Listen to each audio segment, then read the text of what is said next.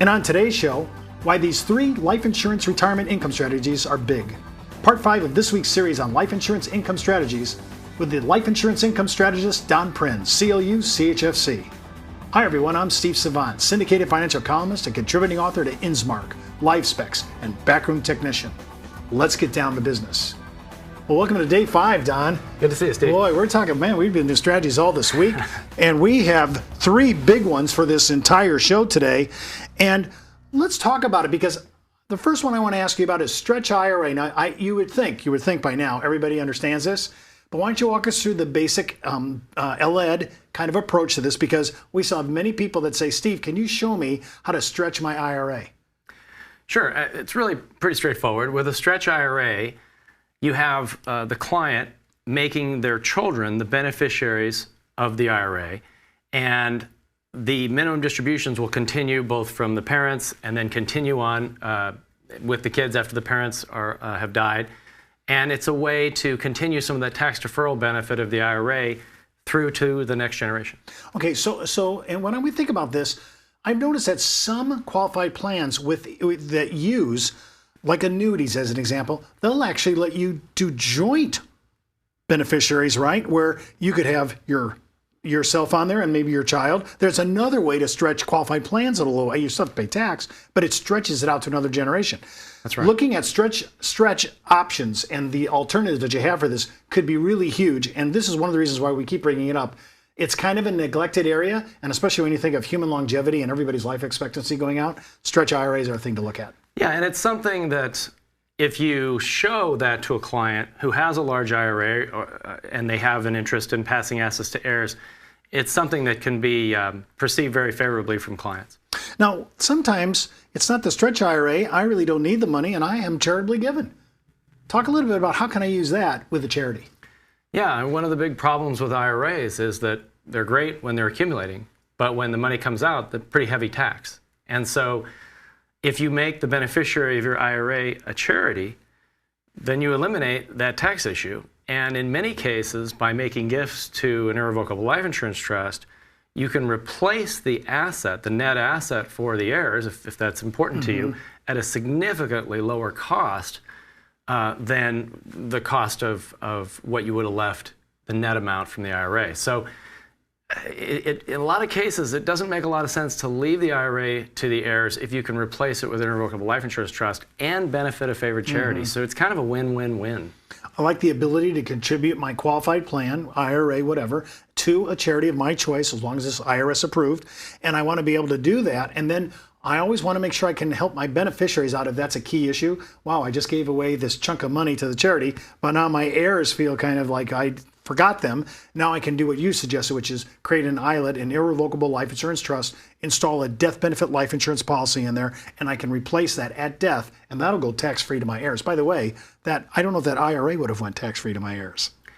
Yeah, I mean, there certainly would have been income tax whenever the money came out, either for the client or their heirs. And by using an irrevocable life insurance trust, the death benefit is income tax free. So in a lot of cases, you have to look at it and analyze it, but in a lot of cases, it's going to be far better for the client. Now walk us through the basics of a Roth conversion, because everybody's going to talk, and in the second segment, we're going to get to this in much more detail. But walk me through the basics of a Roth conversion. Why are we even looking at this? Yeah, one of the things that we've spent a lot of time analyzing and that there's huge interest in from the advisor community is converting IRAs to Roth IRAs. Obviously, the big negative is whatever money you convert from the IRA to the Roth causes ordinary income tax on that amount. And so you have to do an analysis to see if paying the tax for moving that money from the IRA to the Roth provides enough benefit in the Roth compared to the IRA so that it's something worth doing. Well, let's walk through this, because I think this is a really good map out here and gives me 2 or 3 ideas on why this works. Sure. Here's an example. Aaron and Susan Tyler, they're age 60 and 55. They have $1 million in an IRA. They're in a 45% tax bracket, so a relatively high combined tax bracket. If they move their $1 million in from an IRA to a Roth, it's going to cost a $450,000 income tax liability. So that's a lot. So the question becomes, why do that? That's obviously a big tax bite. And here as you can see, with the IRA, you're going to have minimum distributions. So you're going to pay out over their life expectancy, or actually to age 99, you're going to pay out $6.4 million. After tax, you'll have about $3.5 million for the client during their retirement years, and the plan will end up with about $2 million. With the Roth, there are no minimum distribution requirements in this client-owned case, and you have a Roth with $21 million out at age 99. So, 21 million versus 3.5 plus 2, big difference for the $450,000 of tax you paid. So that's one of the reasons why a lot of people are looking at Roth conversions, because Roths can accumulate and pay out tax-free. Another example of the same thing is where we keep, again, we had $3.5 million from the IRA, the status quo plan.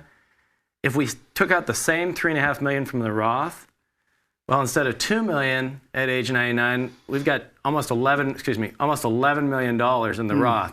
So again, same income, but $11 million versus $2 million. Is it worth it to pay $450,000 of tax now to get those benefits?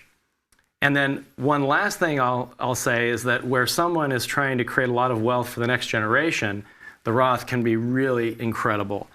You have to study these mathematics, but I promise you they are correct. And if you keep the Roth intact throughout the life expectancy of the client and then throughout the retirement of the heirs, you end up with $3 million with the IRA for the heirs versus $30 million of net after-tax cash flow paid out to the next generation. So Roths, because they can grow for so long on a tax-free basis and all the distributions are tax-free, can be monumental wealth and generational transfer tax devices. When we come back from the break, we're going to talk about some of the economics of Roth conversions to make sure we're all on the same page and that the math works with good logic. We'll be right back after the break. It's not how much money you make for your clients, it's how much money they get to keep, especially in retirement. But retirement income could cause Social Security benefits to be taxed. One tax advantage alternative is life insurance designed as a non-modified endowment contract that can generate tax-free income without taxing Social Security benefits. These contracts offer differing funding options depending upon your client's risk tolerance. For more information on how life insurance can be part of your retirement planning, just email me at steve@downtobusiness.tv. Brought to you by Ash Brokerage, the practice enhancement company. Well, welcome back to our second segment. Of course, we're with Don Prin. He's a life insurance income strategist, and we're talking about converting Roth IRAs. And usually when I say converting Roth IRAs and look at the economics, we don't usually get life insurance in that. We're going to show you at the end of the segment, this could be a play and why this has impact for the client. Walk us through this basic case study so we can start to really garnish the economic value of this. Sure, Steve. So here we have Simon and Ann Scott. They're age 55 and 50. They're in a 40% income tax bracket. They've got a $6 million net worth. And we can kind of look at their financial picture here with this sort of client information summary.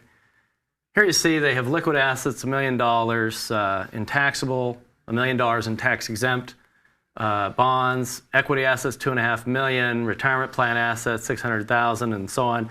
So their total estate assets are about $6 million. So what we want to do is look at this situation and see if they just left their IRA alone and didn't convert it to the Roth, where would we be? And let's take a look at that. So, and again, just to summarize, what we're going to show you is keep the IRA. Their long-range net worth is going to be $6.5 million.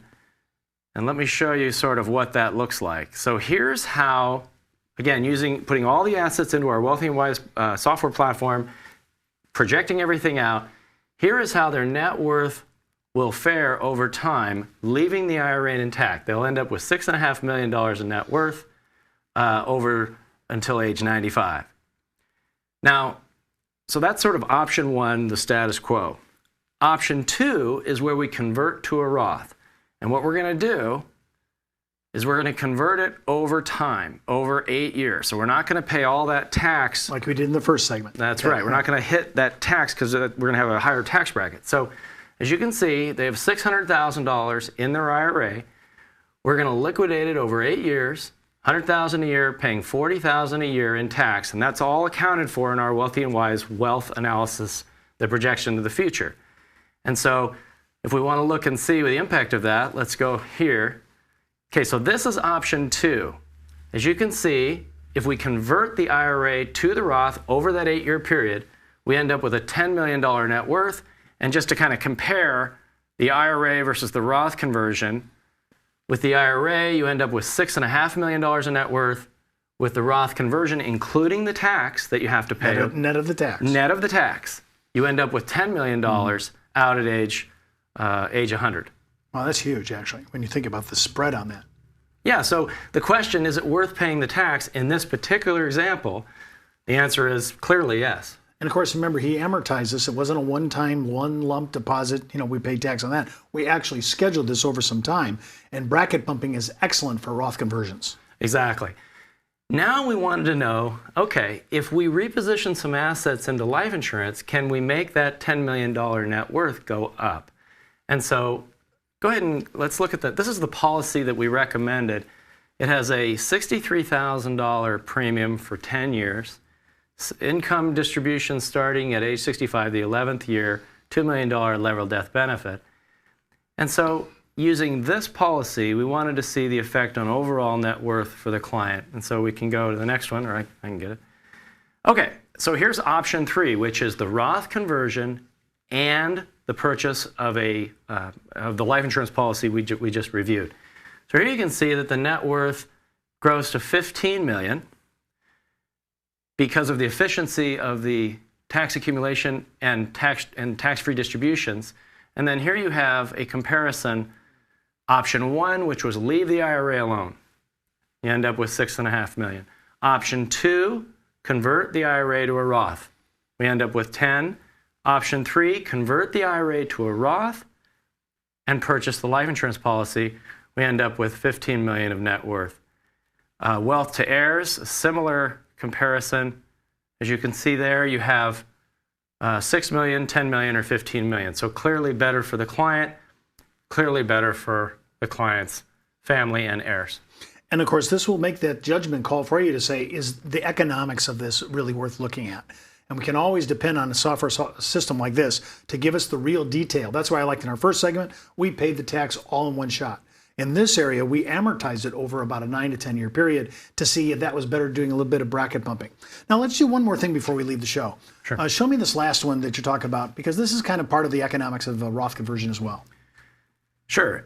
If you have the Roth where the beneficiary are the heirs, the power of being able to continue to accumulate those assets on a tax-free basis, even though with the heirs there will be minimum distributions, but the lion's share will continue to grow, is really incredible. And here you can see, you'd have to study these numbers, but the value to the heirs, if we just leave the IRA alone, was $3.6 million of distributions over time after tax. The value of the converted to the Roth and then putting the beneficiaries of the Roth as the heirs, almost $22 million. So it's really incredible for intergenerational planning. Well, that's all the time we have for today. Remember, before moving forward with any of the ideas we talk about on our show, always consult your tax advisor, legal counsel, or your broker-dealer compliance officer. Missed an episode? Just go out to our video archives. And remember, you could be wiser as an educated advisor. I'm Steve Savant. We'll see you next week.